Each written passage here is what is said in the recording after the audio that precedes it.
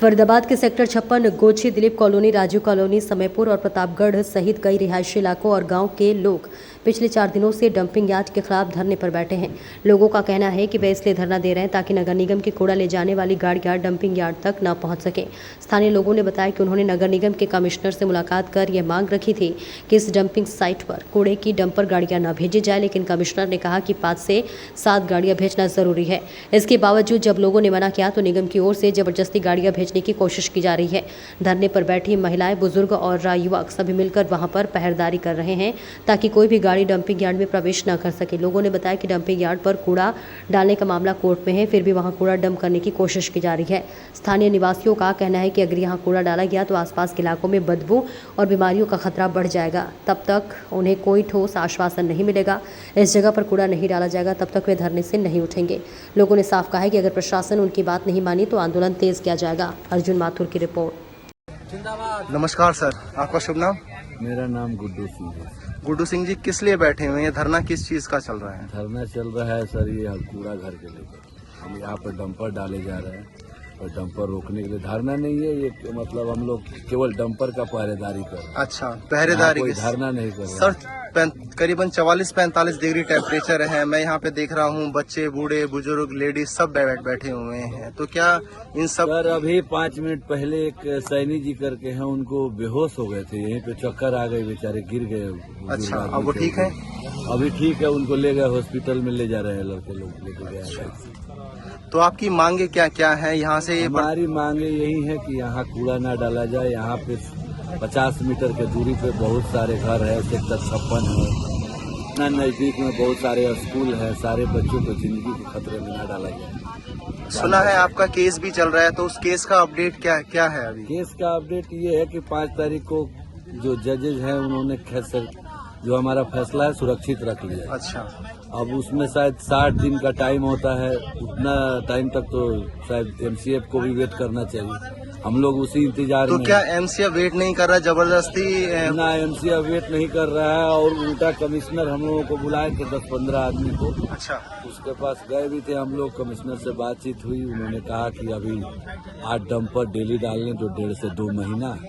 अब बताइए sir, already यहाँ तो रविवार को भी काफी सारे लोगों की पंचायत हुई थी, तो उस पंचायत में क्या फैसला लिया? पंचायत में कमिश्नर सर के बात को ना माना गया है। लोगों का कहना है कि पहले से ही 200 डंपर उसमें है। अब वो कह रहे हैं सर कि और 8 डंपर डेली जाने दो, तब तो लोग सब मर जाएंगे ऐसे ही। तो इस तरह का हम लोग करने नहीं देंगे सर, अपना जान दे देंगे, लेकिन ये काम नहीं। ठीक है, नमस्कार सर। सर, आपका शुभ नाम? विनोद सिंह। विनोद सिंह जी, इतनी 40-45 डिग्री टेम्परेचर में आप यहाँ पे क्यों बैठे हैं? जी, यहाँ पे प्रशासन की मनमानी चल रही है और जबरदस्ती पुलिस प्रशासन को लगा के यहाँ पे जबरदस्ती कूड़ा का डंपर लाया जा रहा है प्रतापगढ़ डंपिंग यार्ड। जी। तो ये डंपिंग यार्ड क्या लीगल नहीं है? लीगल नहीं है जी, इनके पास कोई लिखित में नहीं है कि यहाँ पे हम डंपिंग यार्ड बना रहे हैं, क्योंकि इसके लिए डंपिंग यार्ड बनाने के लिए सरकार से इनको परमिशन लेना चाहिए, एनओसी चाहिए। एनओसी इनके पास है नहीं। और ये पुलिस प्रशासन के दम पे जबरदस्ती यहाँ डंपिंग यार्ड बनाया जा रहा है, डाला जा रहा है। और मना करने के बाद में भी ये होता है कि भैया 2-4 दिन के बाद में हम यहाँ नहीं डालेंगे, फिर वही बात हो जाती है। ये अपने जबान पे खरे नहीं उतर रहे हैं। मंत्री जी के पास गए, उन्होंने भी आश्वासन दिया कि जी यहाँ से डंपिंग यार्ड हट जाएगा 2-4 दिन, लेकिन कोई टाइमलाइन नहीं दिया कि कितने टाइम में कुछ हटेगा। नहीं। कुछ लोग कह रहे हैं कि मंत्री जी मीठी गोली दे रहे हैं। करीबन 5 से 7 बार आप जा चुके हैं, तो क्या ये बात सही है? बिल्कुल 5-7 बार जा चुके हैं, आश्वासन दे देते हैं जी। यहाँ के विधायक जी, पार्षद यहाँ जी नहीं रहना चाहिए, उनको इस चीज को मान रहे हैं, मानने के बाद में भी कोई उस पर एक्शन नहीं। तो जो यहाँ के विधायक और पार्षद जी वो आपका साथ नहीं दे रहे? वो कोई यहाँ दिखाई नहीं देते हैं। इलेक्शन के टाइम पे भरी पंचायत में वादा करके गए थे कि यहाँ पे हम डंपिंग यार्ड, सबसे पहला मुद्दा हमारा यही रहेगा कि डंपिंग यार्ड को हम हटाएंगे। तो इलेक्शन खत्म, मुद्दा खत्म। जी। ठीक है और सर, फिर धन्यवाद। पार्षद जी का इलेक्शन आया, उसमें भी यही आश्वासन दिया गया कि हमारी जो है ना ट्रिपल सरकार, इंजन की सरकार बन जाएगी तो सबसे पहले हम डंपिंग यार्ड हटाएंगे, लेकिन उस पर भी कोई सुनवाई नहीं। ठीक है, धन्यवाद। नमस्कार सर, आपका शुभ नाम? मेरा नाम धीरज त्रिपाठी है। सर, यहाँ सेक्टर 56 में मेट्रो फ्लैट के पास इतनी तपतपाती धूप में क्यों बैठे हुए हैं? क्या मुद्दा है? सर, कूड़ा घर का विरोध है कूड़ा घर अनैतिक रूप से बनाया गया।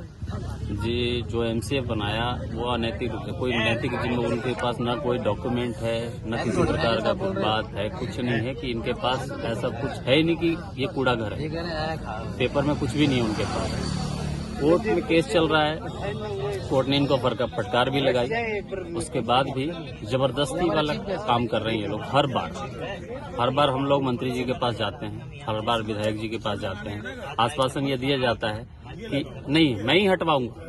हर बार यही दिया जाता है कि मैं इस बार हटवा छोड़ूंगा। लेकिन अब सुनने में आया बहुत सारे लोगों ने मंत्री जी से तो उम्मीद छोड़ दी है। देखिए उम्मीद छोड़ दी, लेकिन छोड़ना भी नहीं है, क्योंकि उन्होंने आश्वासन इस बात का जरूर दिया है। तो लेकिन सर आप इतनी बार जा चुके हैं, लाठी चार्ज भी हुआ है, बहुत सारी चीजें हुई हैं, तो उसके बाद भी बहुत सारी चीजें क्या आपको लगता है कि वो आपके फेवर में है या सिर्फ हाँ या ना वाली बात हो रही है? आजकल जो चल रहा है कि चारों तरफ वही है। अगर तो कहने का मतलब ये है कि अभी जो करंट पोजीशन में वो हैं, तो इसलिए आपके पास कोई दूसरा विकल्प नहीं। वो क्या है आपका शुभ नाम सर? मेरा नाम विशाल है। वो जनता के साथ कर रहे हैं राजनीति। अच्छा ठीक है जी। हमने उनके पैर पकड़ लिए, उन्होंने पैर पकड़वा लिया हमसे सब लोगों से।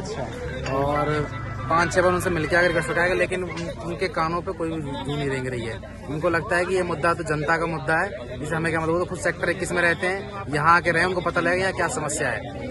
तो ये केवल राजनीति हो रही है हमारे साथ में। चुनाव से पहले तो ये बोलते हैं लोग, हाथ में पानी लेके बोलते हैं कि भाई जैसे चुनाव जीतेंगे टेंट भी हमारा होगा, लठ भी हमारा होगा, आदमी भी हमारा होगा, हम सड़क पे बैठेंगे।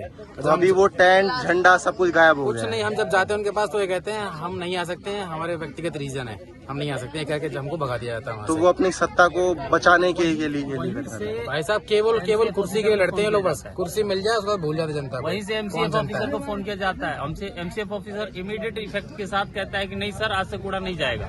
4 दिन बाद फिर वही ड्रामा। ये देखते देखते 7 बार 8 बार हो चुका हम लोग। 7 बार 8 बार विधायक जी के पास, मंत्री जी के पास हम लोग गए। सुबह उठकर सारी जनता यहाँ की गई, कॉलोनी की, सेक्टर की, सभी लोग गए। तो ये जो प्रोटेस्ट चल रहा है ट्रक रोकने का, ये कब तक चलेगा सर? जब तक रुक नहीं जाता, कहानी खत्म नहीं हो जाए, जब तक ये कहानी खत्म नहीं होगी। या तो स्टे आ जाए या कोई मंत्री जी आके यहाँ बोल दे लिखित में जी अब नहीं हटे, अब कोई कूड़ा गाड़ी नहीं आएगी, तब तक ये प्रोटेस्ट चलता रहेगा। धन्यवाद। केवल कहने से आदमी शांत नहीं होगा, जब तक यहाँ से उनकी मशीनरी नहीं हट जाती, जब तक आदमी आश्वस्त नहीं होगा इस बात से। उनकी बात को तवज्जो देते हुए आज लगभग 1 साल हो गए मंत्री जी के पास हम लोग। मतलब उनकी बात अब हल्की हो रही है, वो बोल रहे हैं अपनी बात हल्की कर रहे हैं। कर रहा है। हम बेशक यहाँ बैठे न बैठे, लेकिन हम कूड़े के डंपर पे सख्त नजर रखे हुए हैं। जैसे ही खबर लगती है पूरी पब्लिक अलर्ट पे रहती है। आधे घंटे के अंदर सारी पब्लिक रोड पे आ जाती है डंपर का विरोध करने। ठीक है सर, धन्यवाद।